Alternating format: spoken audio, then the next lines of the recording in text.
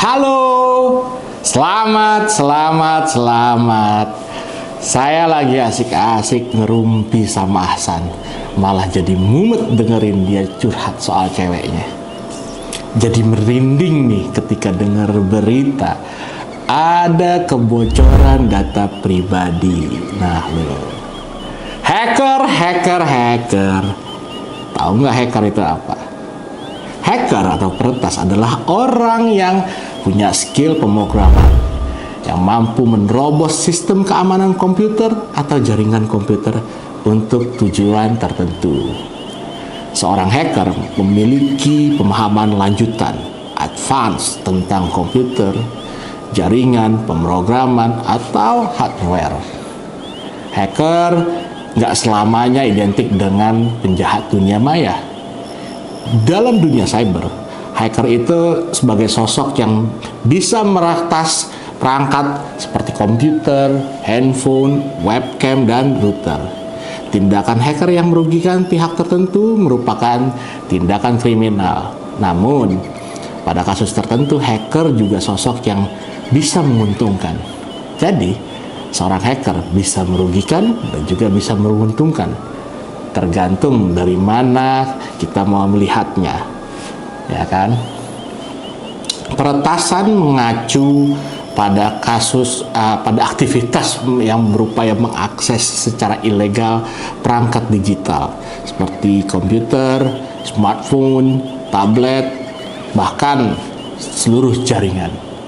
Tujuan hacker seringkali untuk mendapatkan akses tidak sah ke komputer, jaringan, sistem maupun perangkat seluler yang justru merugikan kerugian bagi penggunanya, itu termasuk kejahatan tindakan cybercrime.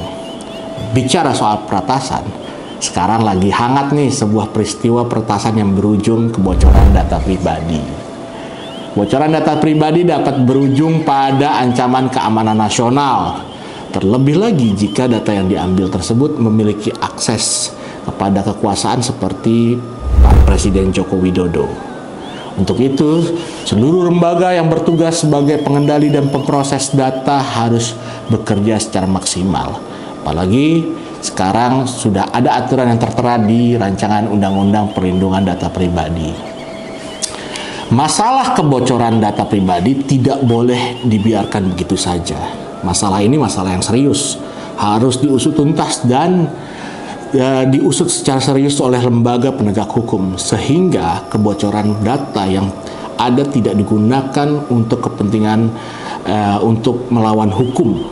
Kebocoran data bukan persoalan yang main-main, karena nggak hanya membahayakan bagi individu, tetapi juga secara nasional. Menurut sebuah catatan portal berita, sejak tahun 2019, kasus kebocoran data terus terjadi dan semakin masif.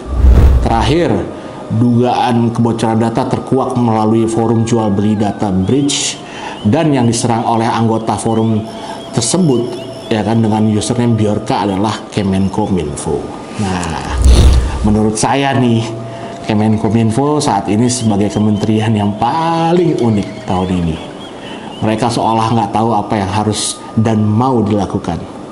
Menteri yang seharusnya dijabat oleh seorang yang profesional, yang ngerti di bidang bidang ini kan bidang penting ya, malah dijabat oleh orang dari partai yang menurut saya nggak paham apa-apa. Berkali-kali mereka buat kebijakan yang bikin orang kesel dan merepotkan.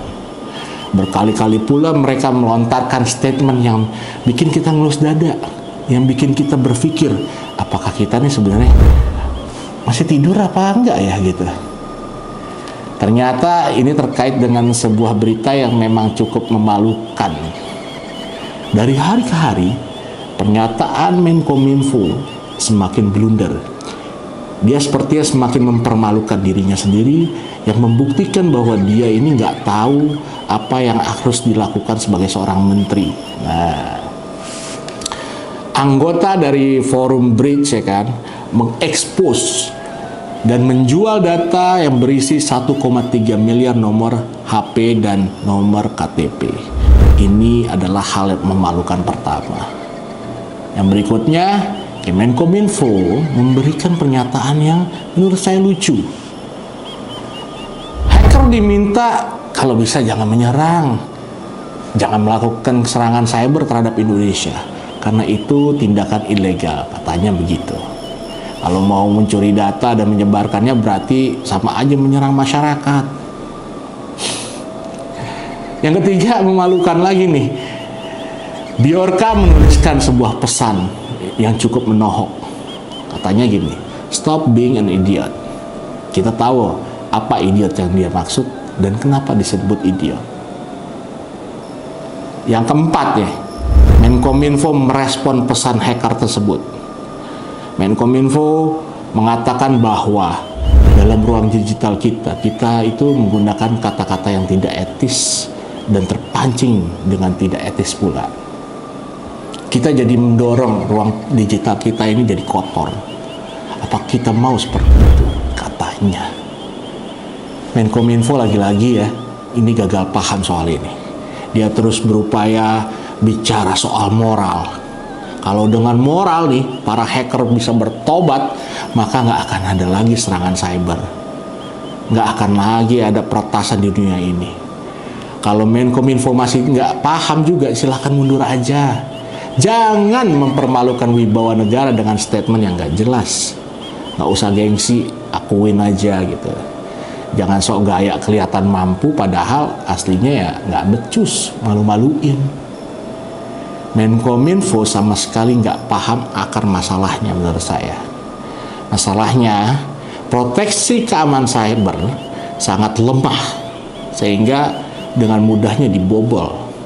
Kalau di Amerika atau negara maju lainnya, pemerintahnya itu justru memperkerjakan hacker untuk melawan hacker jahat lainnya, atau mengadakan sayembara kepada hacker untuk mencari kelemahan cybernya dengan imbalan pastinya hadiah yang besar bagi yang berhasil. Nah di sini Kemenkominfo bicara soal moral, bicara soal pesan menyentuh bahwa perbuatan meretas itu nggak baik, nggak sekalian bicara soal dosa dan azab gitu loh, ya kan, supaya ntar yang kena azab itu ditempatkan di neraka basement. Ya lihat aja para pejabat negara kita yang udah dilantik, disumpah pakai kitab suci pun, ya tetap aja berbuat pelanggaran atau korupsi. Tetap aja banyak yang bandel dan biadab. Sedangkan hacker ya tetap hacker. Kerjanya mereka meretas, membobol sistem cyber level internasional pula. Lalu diminta untuk sopan dan beradab. Siapa ini yang benar-benar kurang pandai gitu. Namanya juga hacker, tentu pekerjaannya adalah mencuri data dan mendapatkan uang dari hasil pencurian itu. Kok Kominfo malah minta mereka untuk tidak mencuri data dan menganggap itu akses ilegal? Ya kan emang udah tahu dari dulu kerjaan hacker itu ya mencuri data dan mendapatkan keuntungan dari situ. Nggak usah diterjemahkan lagi gitu loh, pakai alibi-alibi begitu. Nggak usah bicara soal hukum lah gitu, karena memang hacker ini melanggar hukum. Mereka pun udah paham konsekuensi ini dari dulu. Lantas masalahnya Kemenkominfo ini bisa apa? Tindakannya apa? Mau menyeret hacker itu ke ranah hukum? Sistem sendiri aja gampang dibobol, gimana mau ngelacak keberadaan dan nangkepin para hacker? Itu kan jadi persoalan. Makanya para hacker ini paham kekuatan apa yang dihadapi dan gak heran dia minta Kemenkominfo itu berhentilah bersikap idiot kan gitu. Emang kita kekurangan orang pinter ya buat ngisi slot pekerjaan di Kominfo, terutama posisi menterinya sendiri gitu. Soalnya soal menangkal hacker ini memang kaitannya sama peretasan, ya nggak usah mewek malas-malas gitulah. Nanti malah diketawain terus sama hacker yang justru bikin mereka makin semangat untuk ngehack lagi. Nggak usah bilang ya saya hacker jangan menyerang. Aduh, nggak usah begitu. Jadi menurut saya nih, Kominfo ini tindakannya sangat memalukan. Bukan aja nggak bisa ngejaga data pribadi masyarakat Indonesia, bosnya pun menurut saya nggak paham gitu loh tentang persoalan yang ada. Ya, oke lah ya, kita tahu bahwa semua bisa melakukan manuver apa aja. Dan itu biasa juga dilakukan oleh politisi. Di Indonesia, horornya politik tuh ya kayak gini.